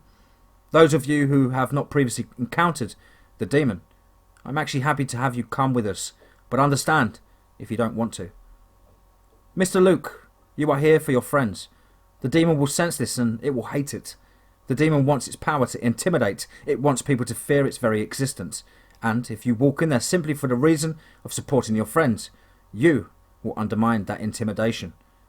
And Mr. Mayor, you standing side by side with your son out of pure love, even knowing your Trevor's past transgressions, will show the demon that hope still lives on, and that we can forgive those who make mistakes if they are willing to ask for that forgiveness. As Benet said the last sentence, Trevor began to sob. He cried for a few seconds with his head hung, and then he looked up with a very sad look on his face. Very quietly, and between sobs, Trevor trembled while he said, "I'm sorry, guys. I'm so sorry." This broke my heart. I always thought of Trevor as a little punk that I would just love to slap around a little. Now all I could see is a little kid, scared, and I just wanted to give him a hug. Benet was right. If he was able to ask for forgiveness, we should be able to forgive him. I reached across the table, grabbed his hand and told him, "It's okay, Trevor, we forgive you." With that, Kev slammed his hand on the table and stood up. "No, fuck that!" Kev said as he started walking towards Trevor. "Kev, chill! What are you doing?" Luke quickly said while getting up to intercept Kev. I was moving too. "Yeah, Kev, remember what Benet said." By the time Kev was almost at Trevor, and Luke was trying to hold him back, and the mayor was getting in front of Trevor protectively, Kev stopped for a moment and looked at me and said, "I do remember what Benet said, and relax. I'm not mad at Trevor." Kev now looked over to Trevor and held his hand out to shake his hand. "Trevor, you don't have to be sorry. Like Benet told us yesterday, you didn't start doing anything different than millions of other kids before you. I don't believe that you wanted this. I think you were tempted and tricked by this demon. So no, don't ask forgiveness for something the demon did. Don't feel bad for being manipulated by something none of us really understand. What you need to do is get pissed off and get ready to go out and face this demon for what he did to you. That's what I'm doing, and we need you to do the same." Luke had let Kev go by this time, and Trevor was creeping out from behind his father. He had stopped crying and actually looked like he was about to smile. "Come on, Trevor," Kev continued. "Don't let this demon beat you. Let's shake on it. Neither of us will let this demon beat us." Trevor hesitated for a second, and then reached out his hand and shook Kev's hand. Kev now turned to Benet and said, "Well, I don't see any reason to wait. Let's get started." Benet had been watching this all unfold while sitting in his chair. He didn't seem to react at all. I'm assuming that he had already knew Kev's opinion on Trevor from their talk they had that morning. That is the only reason I could think of why he didn't react. I thought Kev was heading over to punch Trevor straight in the face, but Benet seemed to know differently. Benet, like always, took his time to finish what he was doing, which was drinking his coffee at the time. Then he finally responded to Kev. "Of course, we should get started. However, before that, I'm going to ask all of you to participate in confession with me. I don't know if all of you are Catholic or not, and it doesn't even matter if you are. I want you to do this for two reasons. First, we are going to confront a demon today, and whether you believe in sin or not, I would prefer for all of us to be free of sin when we do so. Secondly, it will give you a chance to clear your mind and your conscience, a chance to start fresh for anything that is burdening you. Now, I know that the idea of confessing your most private transgressions may be hard for some of you, so to make it easier, I'm going to tell you a little about my past. I'm not a perfect person. I never have been and never will be. However, I now try to be a better person than I was yesterday. That is all I can do. It makes it easier for me to be the best person that I can be, one day at a time. I wasn't always this way. In my younger days, I was a bit of a troublemaker. I was into drugs and alcohol, women and gambling. I lived a fast life, and that life came to a fast end. I ended up killing a man. It wasn't murder. Let's say it was excessive self-defense. I went to jail and did my time, and lived a little slower life than I did before. But it wasn't until I became possessed by a demon that I found my faith. We were all a little shocked by this revelation. Benet paused for a moment to let what he had just said sink in, and then he continued. Yes, I was possessed by a demon earlier in my life. I was in my late 30s, and even though I was living a better life, I still didn't have any faith, and nor was I really doing anything productive with my life. A friend of mine, who was a very religious person, noticed my behaviour change. He ended up bringing a priest to my house who quickly recognised the signs of possession. I was brought to the church where myself and a young boy, about 5 years of age, had exorcisms performed on us. It's hard to explain what I saw that day, and my memories of that time are very fragmented. But from what I remember, while I was possessed and the young boy was also possessed, I could see the boy hurting himself, and the demon possessing me made me enjoy it. when the exorcism was being performed. All I can remember is a human form of pure light entered the room. I have no proof, I never will, but no one will ever convince me that this wasn't God coming to drive away the demons. The form walked up to me, and I pleaded with it to go to the young boy first. All I could think of was the demon forcing the little boy to hurt himself as the exorcism was taking place. And it was the worst feeling I have ever experienced, and even though my own demon was putting me through extreme pain and anguish, all I could think about was that form of light going to save the boy first. The form of light raised what would have been its hand and pointed towards the little boy. I looked over and saw that the little boy was sleeping peacefully, no longer in pain and no longer tormented. All injuries that the boy had given himself were healed, and I could tell he was no longer possessed. I told the form of light, "Thank you," and a voice in my head told me, "You will protect them." Afterwards, the priest who did the exorcism said that the exorcism usually didn't go that smoothly, and they are considering the boy's injuries, which, I guess, were pretty severe. Being healed, a miracle from God, it was that day, my friends, that I knew my purpose here on earth. If I could save one child from being tormented from a demonic possession, that would be my life's goal. So you see, we all have demons in our past, so please, don't feel hesitant to confess anything that is burdening your soul. I had already respected Bene, but after this story, I had a newfound respect for him. We all went with him one by one to give our confession. I don't know about the others, but it was one of the most liberating events I have ever had in my life. I had been to confession before, but it was always just going through the motions, really. Bene was different. Bene listened and cared, and never judged at all. After the confession, I felt ready to conquer the world. We all went into the church to find probably around 50 other people already seated in the church. I didn't recognise any of them, and neither did my companions. We sat through the Mass, which Bene said mostly in Latin. Again, this wasn't Mass that you sit through just because it's a Sunday, and you have to. This wasn't a Mass that you doze off or start to plan the rest of your day in your mind. This was more... I can't really say anything different than that. It was just more. Even though I didn't understand a bit of it, I listened to every word. Everyone went up for communion, given out by Bene himself. Unlike normal communion, Bene blessed the bread and wine individually for each person that went up. This took a long time, but still, it didn't seem bothersome. After communion, Bene asked everyone to line up and come up to the altar one more time. As each of us went up to the altar, he said some prayers and blessed us with holy water. He handed each of us a small glass bottle of holy water, a necklace with a cross on it, and a small sword. He explained in both Latin and English that the holy water is to remind us that we are all now pure. The necklace is to remind us that we go with God in our hearts and minds, and the sword is to remind us that we are all warriors on a mission to defeat our foe.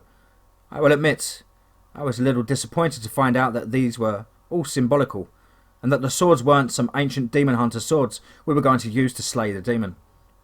After the Mass was over, Bene led us all out to the front of the church, where there were 2 school buses waiting for us. We all loaded up into the buses and started driving. As we drove through town, I found myself looking out the window and reminiscing on old times that I spent in the town. Getting Dairy Queen with my mum and dad after a Little League game. Going on my first date with a girl at movie theatre. And my first kiss at the high school's football field. I was smiling remembering all of these good times. It was giving me a reason to fight. I wanted to fight for this town. I wanted to fight for these memories and places. I wanted more kids to be able to have these same experiences I did without a demon tainting everything. These positive feelings continued until we turned onto the road that led to the park in the woods. As soon as we entered the woods, darkness filled my mind. I wanted to flee. I wanted to yell out and tell the bus driver to stop and let me out. Kev must have felt this too, because he put his hand on my shoulder and said to me, "I know, I feel it too. It's okay. We will face this together." I never looked to Kev as being a strong leader, but looking at him right now changed my opinion of him. Kev turned out to be my rock that I leaned against during this drive. He kept his hand firmly on my shoulder the whole ride to the park and kept talking to me. Just small talk to keep my mind off what he knew I was feeling. We arrived at the park and I was shocked to see what was waiting there for us. There must have been another 50 people there and animals all over the place. The animals weren't just roaming around freely. They were either collared or tied up and locked in cages. The other thing that was odd to see were tents set up all over the place. They must have been living out there for weeks. I'm guessing there were close to 150 tents around the park. Once we entered the park, I felt a little better. Not as comfortable and confident as I did when we were in church, but I no longer felt the urge to flee. We unloaded from the buses, and I noticed about half of the group that were with us took off down the path into the woods. This concerned me a little bit, so I went to ask Benet about it. He informed me that they were going to relieve the guards that were watching the entrances to the parks and those that were guarding our neighbourhood. He also told me that he was going to perform the same ceremony we had just had at the church for those that were already gathered here in the park. We didn't have to attend again, so he told us to just hang out in the buses until he was finished. Within half an hour, around 25 people came out the woods from the path. These must have been the guards that were relieved. Those and the people that were already in the park gathered in a semicircle, and we could see Benet begin the mass. Besides myself, Kev, Luke, Terry, Trevor and his dad, there were a few other people still on the bus. I found one who spoke English and started to talk to him. He was former military and now worked with the Catholic Church. He wasn't in the Swiss Guard, but he said there were about 20 Swiss Guard members in the park. I didn't know the Swiss Guard ever left the Vatican, and never really knew that they were actually ex-military. This guy said that they all were, and he also told us that among the group were Jewish rabbis, Christian priests and Muslim clerics, monks from somewhere in Asia, he didn't know from where, and a druid from England. He also said, kind of sarcastically, that there are also some knights and witches here. Not sure if he was serious or not. By the time Benet was finished with the ceremony, it was afternoon. Benet came to get us off the bus and led us into camp. It looked like people were eating lunch, and Benet brought us over to the food to get something to eat. There was a table of bread, lunch meat and chips. I wasn't that hungry, but grabbed some chips and a sandwich anyway. After lunch, everyone started to get prepared to go into the woods. Benet helped us get ready. I was surprised to see what we were gearing up with. We layered up with heavily padded clothes. It reminded me of what you see in the movies that knights wear under the armour. After that, we got into what looked like hazmat suits. Put on gloves, boots, full-face air respirators. We were also given headsets with mics attached to what I suppose was a walkie-talkie.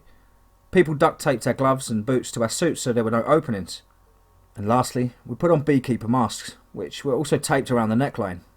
A belt was put on me, and I was given a full backpack to put on. I felt like a stuffed animal. I couldn't move very well, but we were told that we would need all of this for protection. Benet made sure that everyone had their bottles of holy water, necklaces and swords. I had them all, but they were all inaccessible due to the other gear I had on. I noticed that about half of the group, which I estimated to be around 100 people total, were dressed like this. However, there were some that were dressed more like military and carried guns. They still had some protective gear on, but not as much. I saw the guy I was talking to on the bus in this group. These guys were dressed like they were going to war. A very odd war. They had guns, swords, spears, nets and ropes. They also carried many different canisters, which I wasn't sure what was in them.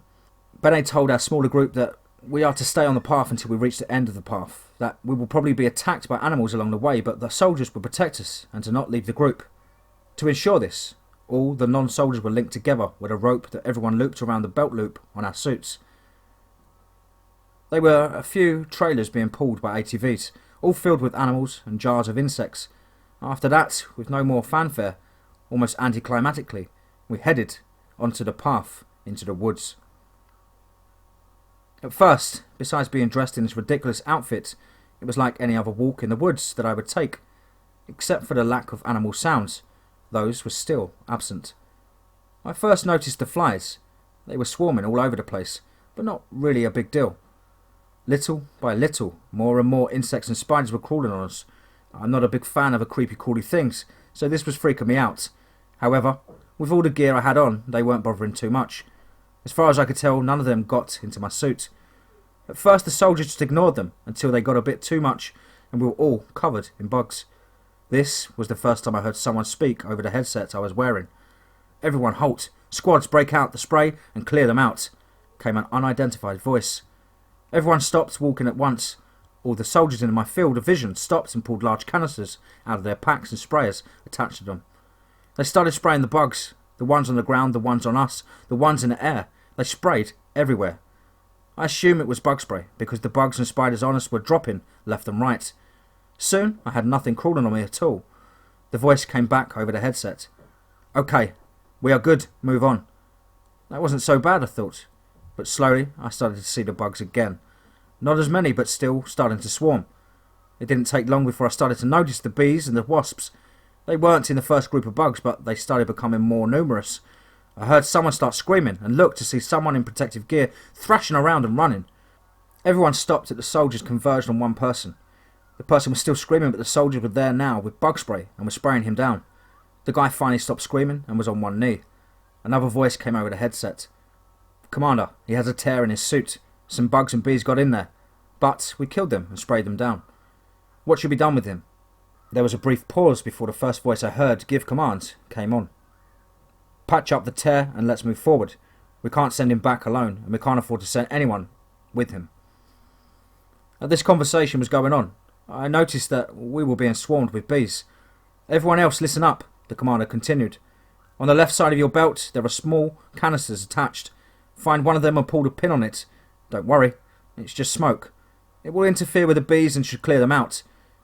I found the canisters on my belt, which I didn't even know were there. I looked over to Kev, who was next to me, shrugged my shoulders and pulled the pin. Sure enough, it was just smoke, and it was a lot of smoke. I could still see in front of me, but it was difficult. "Hold on to your ropes and let's move out," came the voice. As we moved through the path, we encountered more attacks by small animals. Snakes, but we don't have any large or poisonous snakes where I lived, so it was more of a shock to see them try to bite through our protective equipment than it was harmful. We were told that we can step on them and kill them if we want, but to remember they are just as much a victim of the demon as anyone else. The chipmunks and the squirrels were worse than the snakes, but still not able to really harm us. They were tearing at our hazmat suits, but at this time there weren't any bugs around anymore, so it really didn't bother me. The squirrels and the chipmunks were just as skittish as they normally are, so all it took was a wave of the arm or a kick in their direction to get them to run off. Next came the mice, rats, muskrats, gophers and rabbits. Again, they were more annoying than harmful, but being a little bigger made it seem a little more dangerous. Some people kicked some of them away, but we still moved forward without much difficulty. By this time I could see the animals were coming in waves, and that they seemed to be coming in waves of their size. I'm not sure if this was due to the demon being able to control the smaller ones easier, or what was going on, but they were definitely coming in waves. We were getting towards the end of the path where Terry had said he went when he found Trevor's camp. This is where we got attacked by the medium-sized animals. Foxes, coyotes, dogs and beavers. Also, this attack seemed more coordinated. Before we could notice the animals coming into our group, little by little. By this time it's different. They came from the right-hand side of our path, and then charged into our line all at once, like an ambush. The coyotes attacked someone 5 people in front of me. They knocked him down, and by the time a fighter got over to him, there were 2 more coyotes, 3 dogs and a beaver all attacking him. The fighter had a spear and started stabbing at all the animals. Shots fired out all around us and people were screaming and trying to run. But since we were all tied together, it just kind of jolted everyone around when someone tried to run. Soldiers were engaged all around me, trying to help people who had been kicked and knocked to the ground.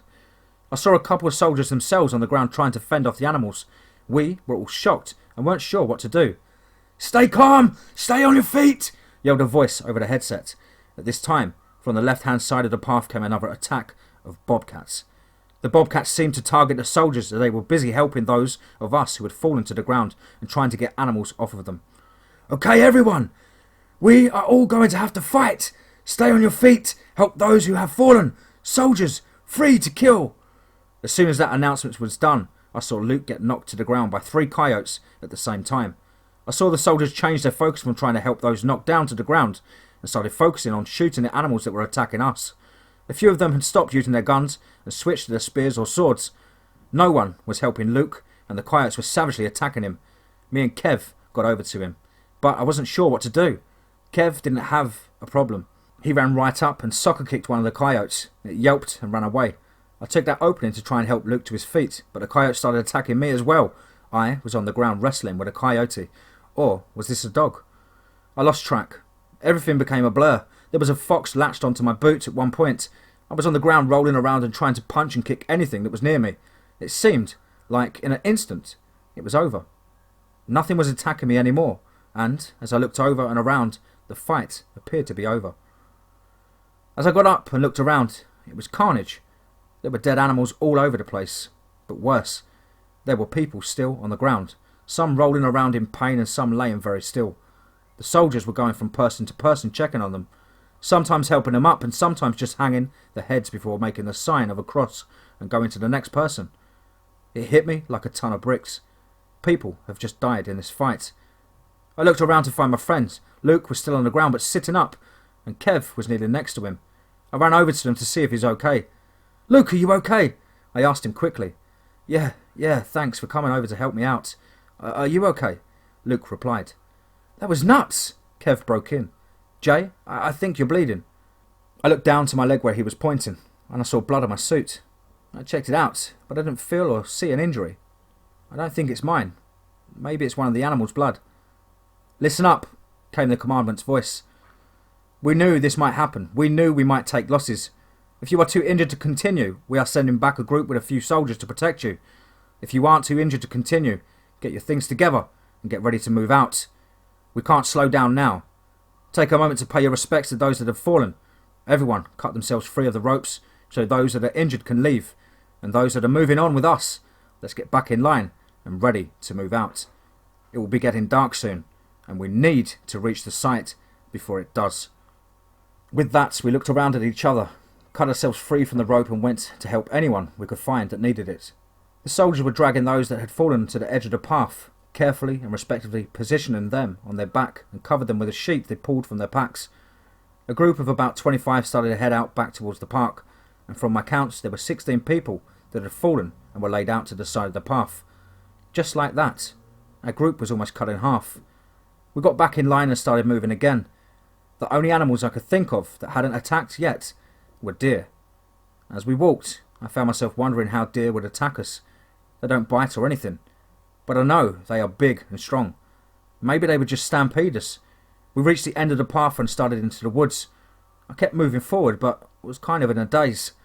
I just kept thinking about how the deer were going to attack us. They couldn't really stampede us while we were in the woods like this. They couldn't really make much of a running start. Maybe they would pounce on us, just jump up and down in the middle of our group and let their weight do the job. "Everyone halt and come to group up as much as you can," came the commander's voice over the headset. We all moved forward until we were grouped up. As we were walking, Terry said to us, "I think this is where I turned to go to the river to get to that camp." "Listen up," the commander said. "We turned towards the river here. This is where Benet says the demon's camp is. We don't know what we are going to find there. We don't know what we are going to face there. Keep your protective gear on until otherwise, and everyone stay together. If you have to hold hands or grab each other's suit, do so. Good luck to everyone, and God bless." At this point, it was starting to get dark, but still enough light to see clearly.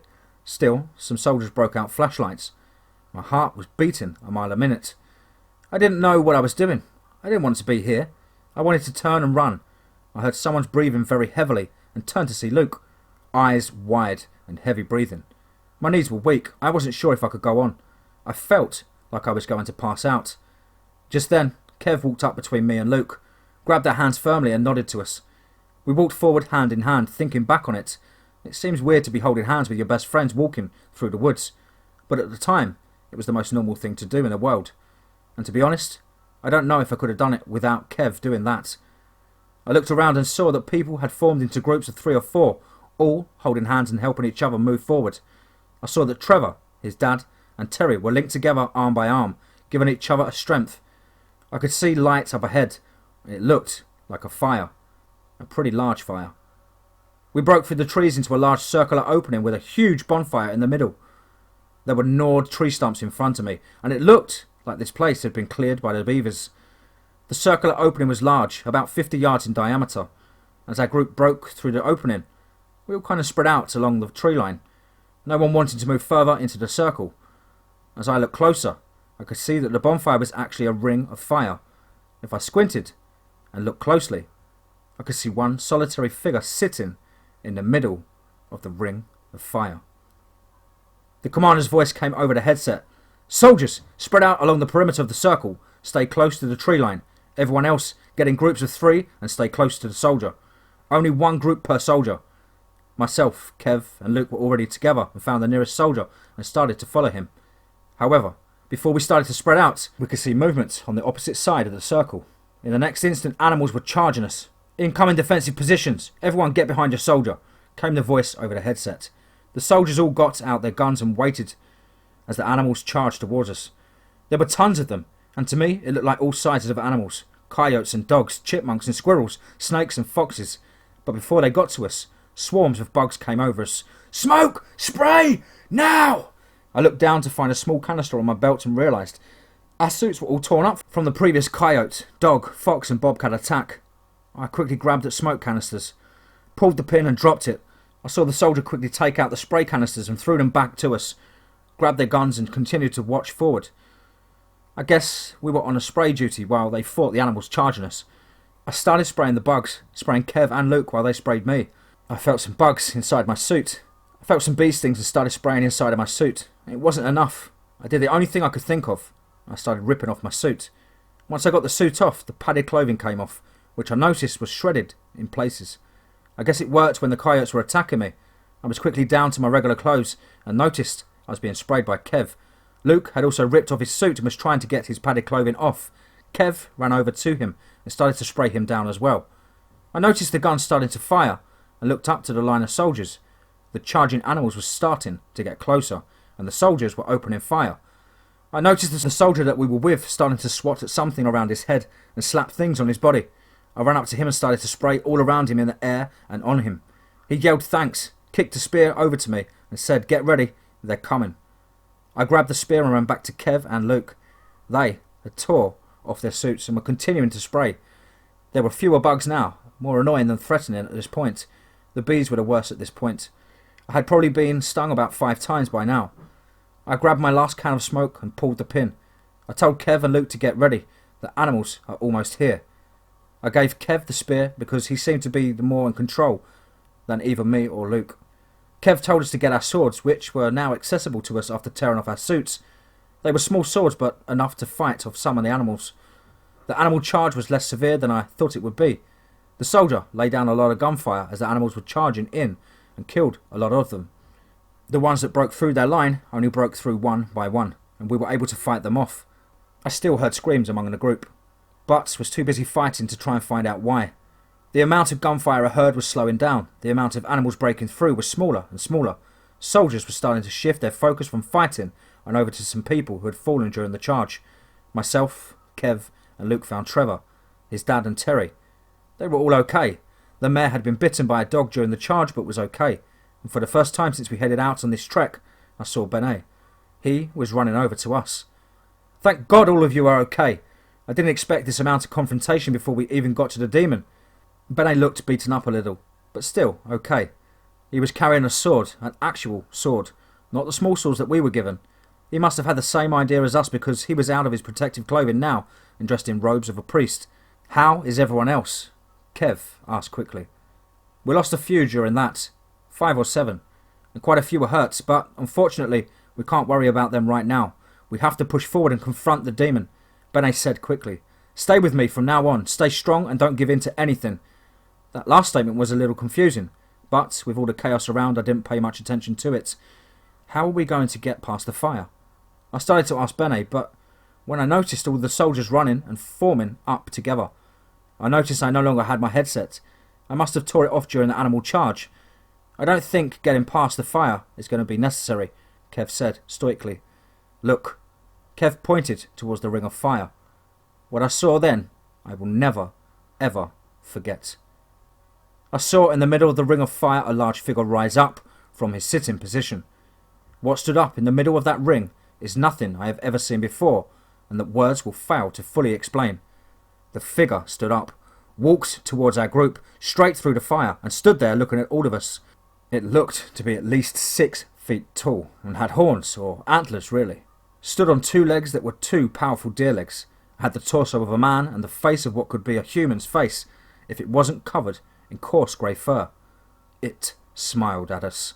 The fucking thing smiled at us, and bared a mouth full of sharp teeth and fangs that looked like they belonged to a snake. This is also when I noticed that one hand was that of a human hand, and the other was the paw of an animal with long, sharp claws. Its eyes were glowing, and his mouth was covered in blood. In the human hand he held what was left of a half-eaten deer, and tossed the carcass towards us. We were still a good 20 yards from that demon, but he had no problem tossing it straight into the middle of our group. With that, the soldiers opened up fire on the demon, and the demon just stood there, unfazed.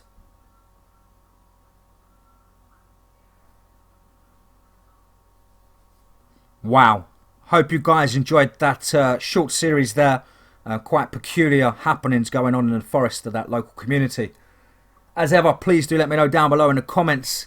Please do like and share. And remember, above all, be safe, not sorry.